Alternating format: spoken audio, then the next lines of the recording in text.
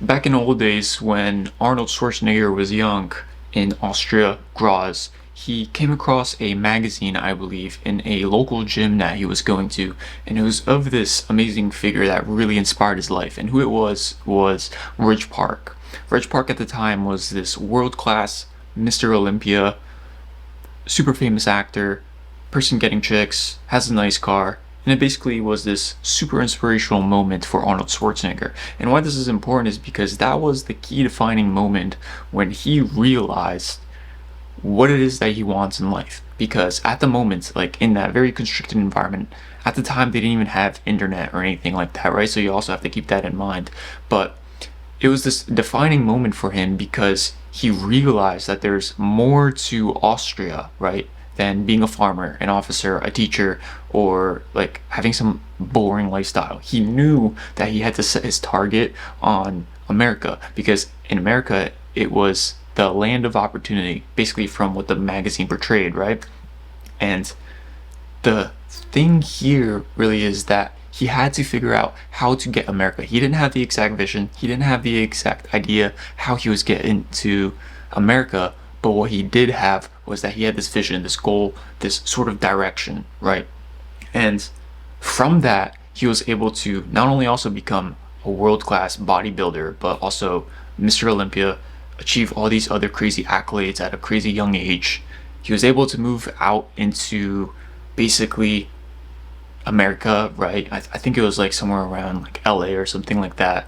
And from that, he was able to establish himself not only as a successful bodybuilder in an area, but also to like some side businesses just to provide him income, taking acting classes. And then he realized that because of Reg Park, he had this sort of like identity, this roadmap.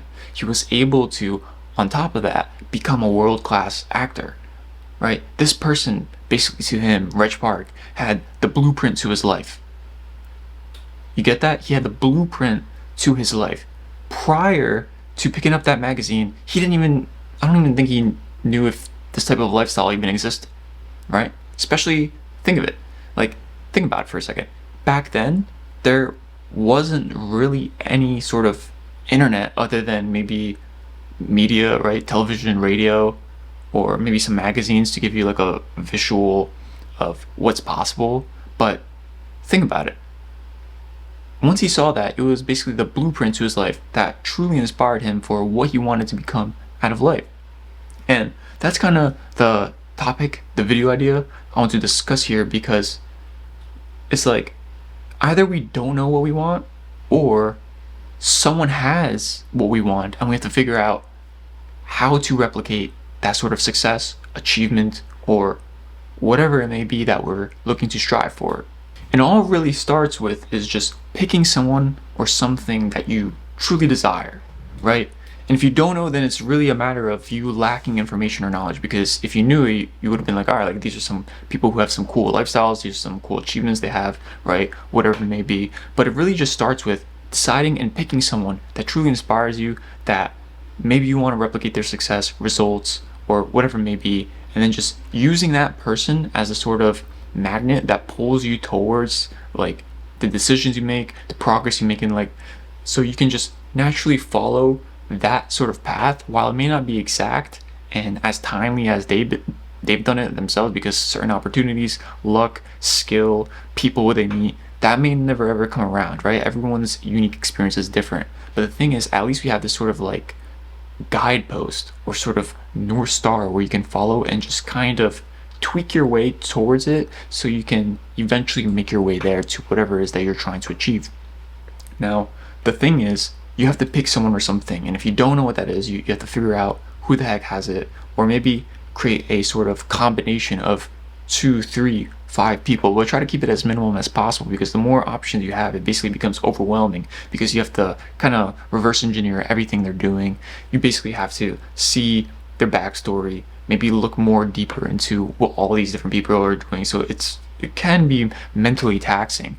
But the thing is, if you have an option, maybe 1, 2, or 3, right?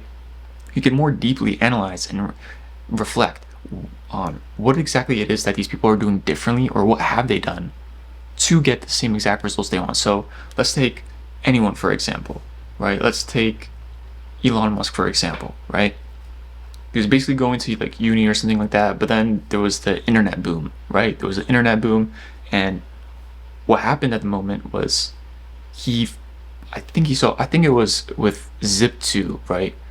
This may be wrong. I don't know if he started anything prior to that, but I'm just kind of going off the top of my dome. But the thing is that there was this internet boom.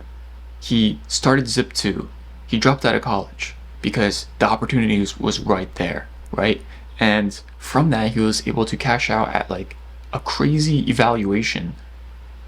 I don't know how much him and his brother took home. I think it was north of 300 million, something crazy. But what this example serves you as is that if you're trying to replicate and model the success of the early days of someone like Elon Musk, it means you have to wait, I guess you can say, for like a right, proper opportunity to fit in and potentially get that sort of result. Because the thing is, like, even though the internet boom may never come again, but guess what's happening right now? There's this crazy AI boom.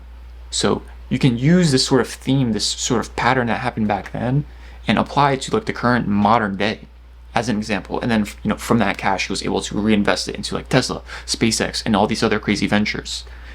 And applying that same idea here, you can do it for like anything that you can possibly think of, right? Starting something that requires a lot of intellectual capital with like a startup or something like that, and then following that, using that leverage and resources you get into something that is more capital intensive, like hardware or whatever it may be. But that is just an example, right, that I'm just providing here. So it really starts with just picking someone or something you want to model. Next is you have to understand what is the gap, right? And by the gap, I mean where you currently are and where you aspire to be. And in this case, it's really just reverse engineering the person to success or whatever it is that you truly desire in life, right? You have this massive gap. And from that gap, right, you can just imagine like there's this like crazy line here, this invisible line.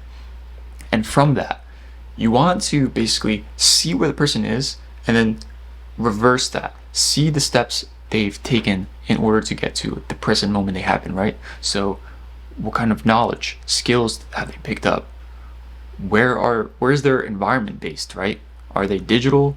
Are they in a certain congregation of people? Like, for instance, if you're looking into like startups and stuff like that, these people are mostly concentrated around Silicon Valley, but now like with technology and everything, it doesn't have to be that way, but just serving as an example, right? Where do you have to be for environment? So reverse engineering the people, the opportunities, the mental frameworks they're using, how they're making decisions, stuff like that, right? You want to see what kind of books they're looking into, what kind of routines, skills, habits they have in their daily lives ongoingly, and how are they morphing and transforming at different stages of their life. So how are they thinking in their 20s? If there's any clips of them in their 20s, 30s, check that out, research it.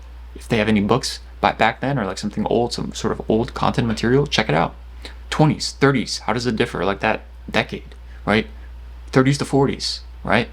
You want to analyze this really, really deeply so you can kind of see the different stages of their lives, right? And if you can collect different data points, different forms of knowledge, right? Different maybe old interviews or whatever it may be, and you can just study it deeply, right? Like, I'm not saying you have to do some crazy academic research here, but what I'm just saying is that if you have these different perspectives of like the gap that this person had from like where they were back then, the person you're reverse engineering, by the way, to where they currently are, you can kind of get a better understanding of how they were thinking at different phases of their life. And when you can do that, you can kind of create like this roadmap where you have to create, all right, I have to get to this one milestone, and then you have to get to the next one, and then there's this third one. But before you can get to 2 and 3, you have to accomplish one, right? Because this is like the pivotal one in order to get to the second one. So it's like, sure, we want this goal, but then there are prerequisites, right? That's the point I'm trying to get here. And they're like these milestones you want to get to before like you can get the finished product, right? Which is like the all-time famous, I don't know, actor or the celebrity in playing jazz or something crazy like that. But the thing is, like, this is the end product. We don't see everything that happened before that, right? You didn't see J.K. Rowling and her previous lifestyle to Harry Potter and stuff like that. She went through a lot of struggles. And the same thing is for like any sort of success story you see online. There's all these things that we don't see on camera, on TV, on social media, and these are some of the most important things that happen in someone's journey, or call it hero's journey, that actually define them and serve as huge lever points that, I mean, if you learn, if they tell you, if they mentor you or whatever, and if you could pick it up, you can apply it into your own life. Like one really, really big one that is like in between the lines, it's invisible, but it's very important, is understanding the mental frameworks and processes and decision-making skills that these people have when they are taking all this action, right? Taking all this action, producing, actually trying to get some results, some feedback to get to their high goals, right? It's the mental frameworks that these people are leveraging. And what I mean by that, it's basically a sort of system that is, I mean, you could kind of also think of it as technology, but it's intangible. And the reason why it's a sort of technology is because you are literally applying a sort of software into your brain and then thinking through that, right? Any input that goes into it, it gets systemized through this mental framework and it gets outputted in a certain way. So there's this one called the rule of zero. I recently found that one. It's pretty interesting, but think of it. What happens anytime you multiply by zero, right? Like if you're trying to weigh the odds of something, like if, for instance, like going back to Elon Musk, if I was trying to start like a crazy hardware tech startup right now, what are the odds of that? Probably zero, because one, I don't have these crazy AI connections. Two, I don't have all this crazy capital to just reinvest into buying like some sort of e-company, right? E-car company, or even doing anything on his scale, right? So when you think of it like that, with just this one simple framework, that's just the rule of zero. The odds of probability for that is zero. Another one, for example, is the 80-20 rule. Everyone's probably heard of this, right? There's like, if you're trying to learn a skill, 20% of the whole entire domain of that skill basically produces 80% of the results, right? Same thing for languages. If you learn 20% of the languages or the words in a language, you can basically have conversations with 80% of the people, right? And it just applies to that like indefinitely to like all these different things, right? And then another one, for example, is called regret minimalization. This one's actually interesting. It's from Jeff Bezos, but one framework he thinks through is, I think it was before he was starting Amazon, he was wondering, because he was like supposedly in this finance job or something like that, and he was debating whether or not to quit and actually take on this opportunity with Amazon to become what it is today. And he was kind of struggling with the answer, but at some point he came to the conclusion where he found like a right proper framework to think through, right? To think through and basically decide whether or not this is, or Amazon is something for him to do. And the key question, the framework that he used was, is this something I would regret when I am 80 years old, right? And this is really the power of questions, but is this something he would regret not doing when he's 80 years old? And to him, I guess the answer came pretty easily, and he said, yeah, quit the job, started Amazon, became what it is today, and I guess you know where the rest of the story, right? You probably buy something on it too. But anyway, that's kind of like what these mental frameworks do. They're like systems, processes, intangibles, and the whole purpose of them is to churn out different sort of output that you want, desires, right? And it's really to help you improve your decision making skills, right?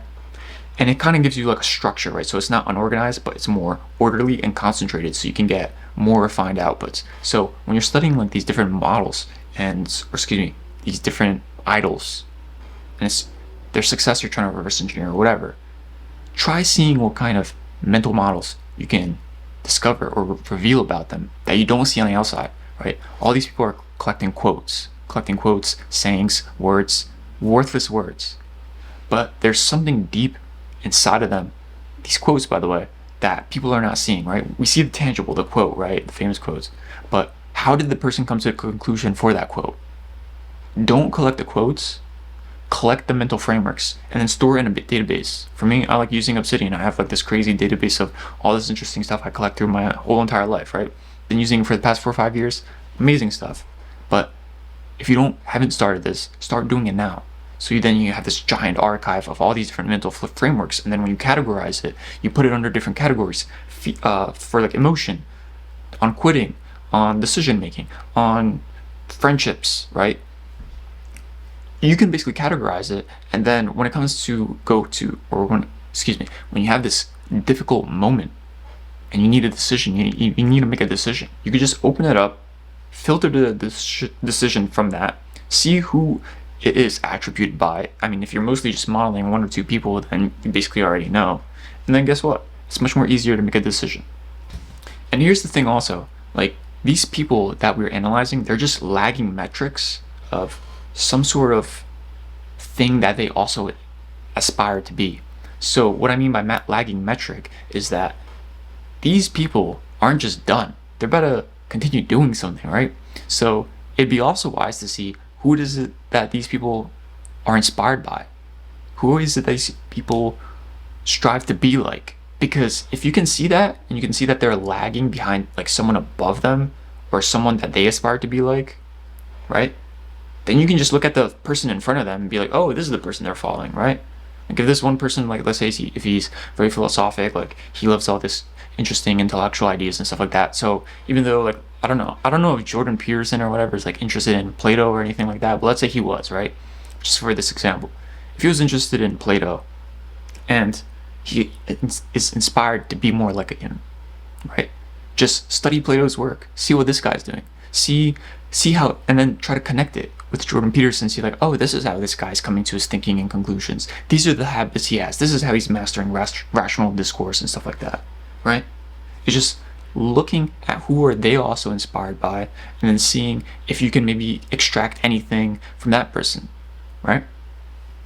And one final thing I want to leave everyone off on is that it's very important too to consider the values you have in your life, because sure, we can model someone's life, but then there could come a point where like, you know, something terrible can happen where you've done all this work, you've achieved all these different things, but then at the end of it, you realize that this wasn't really what it was that you truly wanted, right? Like for me, for instance, for the longest time, for some reason, I wanted to own and operate a very, very large business. I don't know why, but I didn't find myself really taking the necessary action to make that happen. Like I've had a few e-com businesses in the past. I had a bunch of random like crazy small startups on the side. Like I'm not saying like they were like crazy successful or anything, but you can just call them projects, right? Whatever. But there was always this inspiration to do like something big with like a company or something like that. And I always wondered why I wasn't taking the necessary action in order to basically achieve the goal I wanted to achieve, right? And then eventually just came to a realization, and this is actually quite recent, but it came to a realization where I realized that it's not that entrepreneurship and business to me is just something I purely identify myself as. No, rather, it's a medium, a vehicle I see that offers freedom. And that is the end's value. It's freedom. Business is just really the vehicle that gets me to that end value. But the thing is, like, you don't have to use entrepreneurship, business, or whatever to achieve the end value. Now, it doesn't mean like I don't want to start like projects, some sort of creative work or something like that. It doesn't mean any of that. Just what it means is it just reframes the sort of strategy and way of execution towards some sort of goal I can set for myself. And if I want to know what kind of goals I can set for myself, I have to know my values. Because Tony Robbins says the top 3 values, or just like knowing your values and then setting goals around your values. This is actually something Mark Manson says. It offers you the most fulfillment in life. So when you can create a life that basically hits every single value, gets you fulfilled, and just gets you excited to start the day, your life is just basically an extension of you. Your life, your career, your business, your profession, whatever it may be, it's just an extension. So rather than trying to force yourself to be compassionate for something, right? Identify your values, see how you can create a lifestyle around that, setting goals around that, and it just naturally follows. Like for me, like one of my biggest values in life is just curiosity. I'm very curious. I'm curious about a lot of topics. I'm curious about learning different things, and it's just me. And what I realize is that I have to create something for my life, for my future, where it's just an extension of me. And what I really do encourage everyone is just to kind of see this insight for yourself as well. Being able to reflect on your values, see what it is what you really want, and then finding some sort of role models or people you can model off so you can attract that lifestyle. You can become that, like you can get that lifestyle, become it, right? And if it really is something that you're enjoying the process of, like optimize for the process, not the end result. The end result will come. But when you optimize for the processes, the systems, the things you have to do, and you just love the work for the love of it, because the values are being hit and touched almost every single day, every week, every month, whatever, you're feeling good about yourself, then it's just gonna feel like play to you, right? And for like going back to Arnold Schwarzenegger, this guy's probably like super competitive. He loves achievement, right? I mean, think about it. He got into bodybuilding, right, as a competitive sport, got into acting, pretty competitive, got into being, or got into politics, being the governor of California, right? You got to be competitive with all these other candidates. I mean, he was hitting his values all the time. And the same thing really applies with you, right? So don't optimize for the wrong things, optimize for the right things based on your values. So I hope this video was pretty insightful. It's basically going over how to reverse engineer the success and things you want in your life, because I think it's very important. And when you find the right things to optimize for, you can basically reverse engineer anything. It's just being able to look ahead and seeing in between the lines. So other than that, I'm Jan. Like, comment, subscribe if you like this video. And other than that, I'll see you in the next video. Peace.